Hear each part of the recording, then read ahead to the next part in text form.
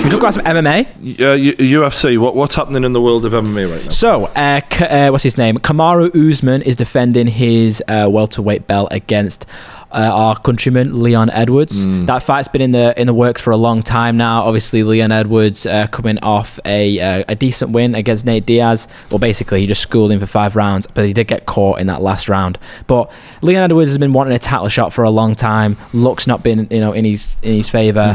Kamaru Usman, he's on a great streak at the moment. One difference is he's just had a big operation on his hand, which took a while to recover from. So there is a little bit of a worry there, is because that right hand was his money maker for a good while there. Only recently, obviously Usman fundamentally is a wrestler, but he's fallen in love with his hands a lot recently because he's knocking people out. Like he knocked out Burns, he dropped Colby multiple times, and he absolutely flattened out cold Masvidal, which nobody. If you can flatline Masvidal, and Nate Diaz can rock Leon Edwards, sorry. There's no reason why Usman can't kill Leon Edwards. So Leon's going to have to be quick and on his game. I know he's a great striker. He is really high level. He's the most technical striker that Usman's fought in a long time, because Burns is a wrestler, Colby is a wrestler. Masvidal's a striker, but he's not a technical striker. He's more of a volume striker. And also, Masvidal never belonged in the top level of the welterweight Leon's division. a sharpshooter, yeah. I think Masvidal's street style is effective, but Leon is another level. Leon is the biggest challenge for Usman in that division. With obviously the asterisks of Hamzat, which obviously that would be a very exciting fight if it does happen. But Edwards is going to present a very different challenge. Do you give him much of a chance? Yeah, I think he actually has a decent chance. I think Usman obviously is pound for pound #1 at the moment. He is a very, very good fighter. He's only got one loss to Usman, ironically, Leon, hasn't he? I think he may have 2 losses on his record. I'm not 100% sure. Leon. Obviously, yeah, this is a rematch. They've fought before. Usman won the first fight. It was a decision win. But since then, Usman has just got better and better. It's scary with Usman because every time he gets in there, he looks better and better.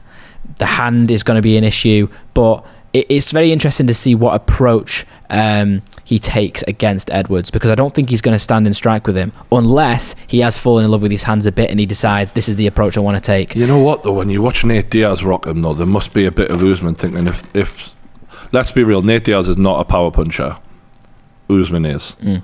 And if he can rock you, Usman can kill you. Exactly. Yeah. And the thing in about the 5th Usman round is, as well, it's not just like an overhand right. Like, yeah, he's got that, but his jab.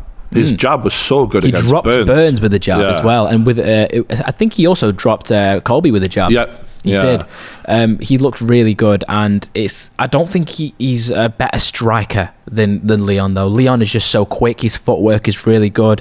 He's almost got that sort of like Namajunas style, sort of moving around. I agree, but I also didn't think he was a better striker than Masvidal. I just think that he lined up Masvidal to where he delivered the punch after taking a few, after allowing, because right before that final punch comes, Masvidal's like smiling, laughing, playing the game. He let Masvidal get a bit comfortable. He did, but also Masvidal didn't expect him to stand and strike with him. He thought he was going to wrestle him, because obviously they had the first fight at UFC 251 where there was much more wrestling. It was fucking horrible. He was pushing him against the cage. Yeah. It wasn't great. Usman wanted to make a statement and prove to Masvidal that he didn't deserve to be at the top level of the welterweight division, and he did that. Knocked him out cold. No one expected that to happen. But going into this fight, obviously he's dealing with the weakness with Usman, mate. It's the mental game.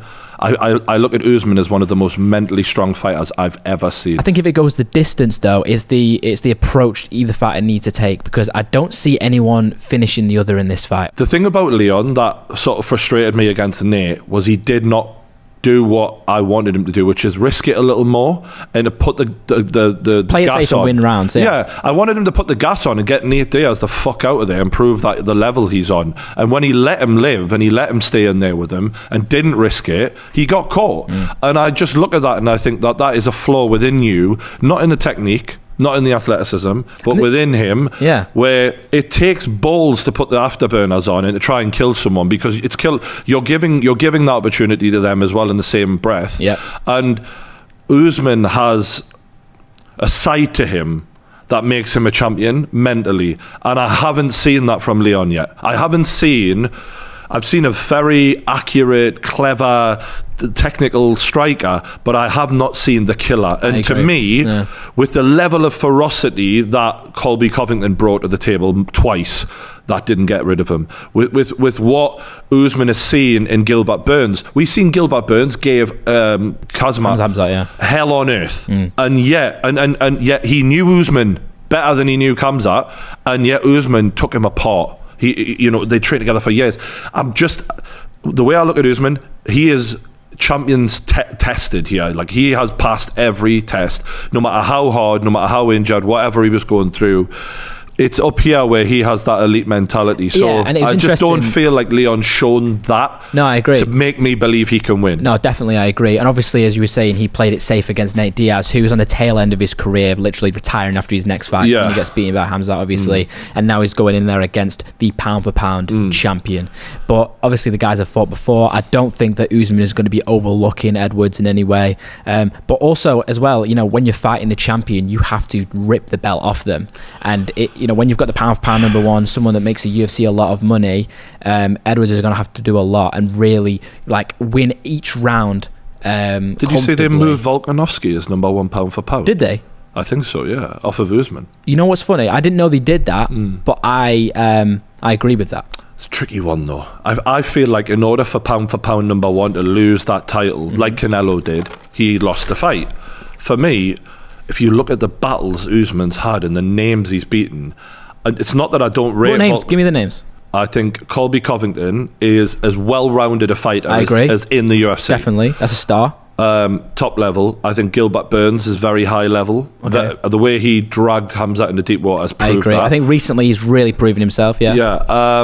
I think Masvidal's up there, but not a star. But I wouldn't have him as the top tier, even though he had the sauce. The thing is with Masvidal, when he landed that flying knee, that put his name into an echelon where it did not belong. And then obviously he had the big fight with Nate Diaz and things like that. But then we were all blinded to the fact that this guy wasn't just a journeyman, but he was now a title contender. He never belonged in that top echelon. So therefore, I wouldn't put him as a big name in there. So some of his other wins, Tyron Woodley, which I think in retrospect, that age like milk. Yeah, Jake Paul's definitely not helped the. So when he got the win, yes, definitely. But then ever since then, not just Jake Paul, when he got beat by Luque Covington and Burns, he's beaten Sean Strickland, he's beaten Damian Maia, Rafael dos Anjos, and Leon himself before. So I think the point is at welterweight, and all comers have been seen too. Okay. Whereas we're going years back, by the way, with some of those other wins. Yeah, I look at what... And obviously they weren't emphatic wins. He was basically getting decisions all the time and things like that. Max Holloway, for me, while I rate him highly, I don't have him on the level of Colby at all. Really? Nah. I think he's just, as a striker, he's just so good. Yeah, he is. He is a very good fighter. I just think that the dimensions and the intensity and the will to win that Colby brings is... I view Colby as just an unofficial champion. If Usman wasn't here, Colby's that man. Okay, I agree. And I look at Max, whereas I see more vulnerabilities in Max's game than what I see in Colby. But that's by the by. I just felt like, regardless, it's not trying to take away anything from Volkanovski. He's a quality fighter, and he's definitely pound for pound is bullshit anyway to me. But to just take that title off Usman when he hasn't lost was ridiculous. So one way I would justify having Volkanovski as #1 is, as you say, if Usman didn't exist, Colby would be the champion. Now, if you look at the featherweight division, if Volkanovski didn't exist, it would probably be Max Holloway. So if you get those four fighters, if you look at the distance between Usman and Colby in terms of level, they're actually almost the same. Yeah, I get. Whereas Volkanovski has just proven against Max Holloway. Obviously, they had a few close fights, but he has just proven why he deserves to be pound for pound against Holloway in the last fight. What you mean because there's such a gap? Bro, he just absolutely annihilated him for every single round. Okay, so on the flip side, I just think that the welterweight division is more stacked than featherweight, and one of the reasons for that is the average man, the average sized geezer walking down the street, is in that welterweight, middleweight height range. So I feel like you're going to just naturally get a more in-depth talent pool gravitating. Yeah, of course. And I think that... it's the most stacked division in the UFC. And look, I think Colby, Kamzat, like there's just such great names in that division. But yeah, I agree though. But Volkanovski, in my opinion, just recently, obviously the way that he comfortably dealt with Korean Zombie, and then coming back only a few months later to beat Max Holloway, someone that's given him his hardest fights in his career, and to be able to beat him in the way that he did, just comfortably beat him over 5 rounds. Let's not forget last year as well, the amazing fight with Brian Ortega, where it looked multiple times like he was going to be stopped, and he managed to leave him in a pool of his own blood. Like after that 3rd round, after he was almost finished, Ortega had to be helped to the stool by his corner. One thing you can say about that fight, Ortega did give him some big problems. He did, and maybe bigger problems than what Usman's been in at times. But only multiple times. But here's the thing, though. Sorry, I didn't mean Here's the thing with Volkanovski, though. Volkanovski battered Ortega. Question for you about Volkanovski. Can he win the belt at lightweight? Because to me, if he does that, then the argument is a very strong argument. Whereas it right depends. now, Obviously, so there's a lightweight title fight that's scheduled between Islam Makhachev and Charles Oliveira. I never really rated Charles Oliveira that highly, obviously, because the guy, he lost to Donald Cerrone. I mean, if you look at he's beatable. Yeah, exactly. And I thought that when him versus Michael Chandler happened, I thought Chandler was going to beat him. Obviously, he knocks out Chandler. No one expects him to do that. And then he goes and fights Poirier. And then we're thinking, Poirier's proven he's a great fighter. He's just knocked out McGregor twice, basically. He beats Poirier easily. 2nd round, 3rd round. And then he goes against Gaethje, and that was the real test. It was like, right, Gaethje's a tough customer. Against Chandler, he looks so good. And against Ferguson, when he just annihilates Ferguson, we had this idea that Gaethje was like a top level guy. He submits him in less than 30 seconds or whatever it was. It was so good, he made Khabib's win against Gaethje look less impressive. And now we've gone from sort of like overlooking Charles Oliveira to going, is he better than Khabib? So can Volkanovski win the belt at lightweight? Do you know what it is? Very tough. The size of Charles as well. He's a big lightweight, and actually Volkanovski isn't even a big featherweight. So that's... And also, you know, Ortega, let's give him credit, like T-City, like he is a great submission specialist, but I don't think he's on the jiu-jitsu level of Charles Oliveira. And Oliveira, this is the Oliveira era. The Oliveira era we're in right now. And I think it would be very hard for Volkanovski to win that belt. And I think there's good fights for him in the lightweight division if he decides to move up. But jumping straight for a title shot, I think it's going to be tough. But then against Makhachev, I'd give him a better chance. Because I also think that Makhachev's going to beat Oliveira. Yeah. Makhachev is, by the way, huge for a lightweight. Have you ever seen a photo of him next to Usman? He's much bigger than Usman. Yeah, he's a big guy. It's crazy. The lightweight division is so exciting, man. Michael Chandler apparently is going to be fighting Dustin Poirier. That's going to be such an exciting fight. That's so fun. You know what's funny? Take McGregor out of the equation. We've got so many amazing fights in that division. We don't even need McGregor right now. McGregor's on his fucking boat having some sunshine. Exactly. And that's where he should stay. Yeah, you know, 100%, because the UFC is on fire right now. There's so many exciting fights being made. He's got no business in there with these guys anymore. No. Truthfully. No. You can't be sunning it up on the yacht for fucking months on end of the year. Yeah. For the last fuck knows how long, and then jump back in with these savages. Especially in the divisions that he wants to go into, like lightweight and welterweight. No. He's fucked. It's going to be very tough for him. I think the Chandler fight would have been good, because I think Chandler is a winnable fight for him.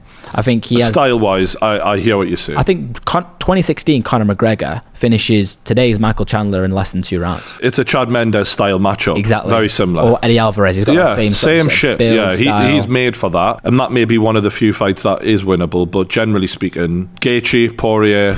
Gaethje would be a very tough fight for McGregor now. Even worse, obviously, Makhachev. I think Charles actually, stylistically, is more of a competitive matchup, but still, I would not fancy it. I think Charles knows exactly what he would need to do, and he would do it very quickly, like he did against Gaethje. He didn't want to stand in the pocket with Gaethje and trade with him. He was like, the first opportunity I get to take him down or drop him, whatever, I'm taking his back and I'm taking him out of there.